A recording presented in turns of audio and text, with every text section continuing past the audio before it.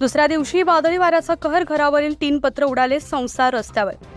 हिंगोलीतील सलग दुसऱ्या दिवशी वादळी वाऱ्याचा कहर पाहायला मिळाला. कळमनुरी तालुक्यातील सांडस गावात दिनांक 10 एप्रिलच्या रात्री वादळी वाऱ्याचं गारपिटीनं 10 ते 12 घरांवरील 3 पत्रे उडाल्यानं संसार उघड्यावर आलाय. तसेच रब्बी व बागायती भाजीपाला पिकांचं मोठं नुकसान झालंय. 3 पत्रावरील दगड अंगावर पडून एक वयोवृद्ध महिला जखमी झाली आहे. वादळी वाऱ्याच्या आणि गारपिटीच्या घरांना आणि शेतींना तडाखा बसलाय. रोडवरील मोठमोठी झाडे देखील उखडून पडल्यात. विजेचे पोल पडल्यानं गावाची लाईन खंडित झाली आहे. तलाठी कृषी सहाय्यक हे शेतकऱ्यांच्या शेतात जाऊन शेतीचे पंचनामे न करता ते फक्त राजकीय मंडळींच्या मागे फिरताना दिसले, तर ग्रामसेवक मॅडम तर फोन उचलायला देखील तयार नव्हत्या. या नुकसान भरपाईची फुल नाही तर फुलाची पाकळी प्रशासनानं द्यावी अशी मागणी येथील नागरिकांनी प्रशासनाला केली आहे. पत्र उडाले वाऱ्यानं, रात्री गार पडली, गारा खूप झाल्या, 1 तासभर गार पडली, वारंवादन झालं, चक्रीवादळ झालं, शेतीचं नुकसान झालं,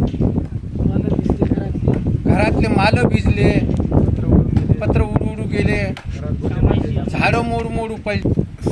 सर्वे करण्यासाठी नाही ना, सध्या काही आणखी कोणी आलं नाही.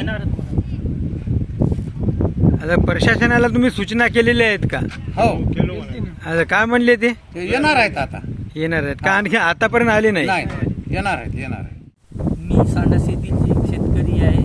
माझे पूर्ण नाव संतोष लक्ष्मणराव निवगुरे असून माझ्या शेतामध्ये हे कालच्या चक्रीवादळी वाऱ्यामुळे पावसामुळे अतोनात नुकसान झालेलं आहे.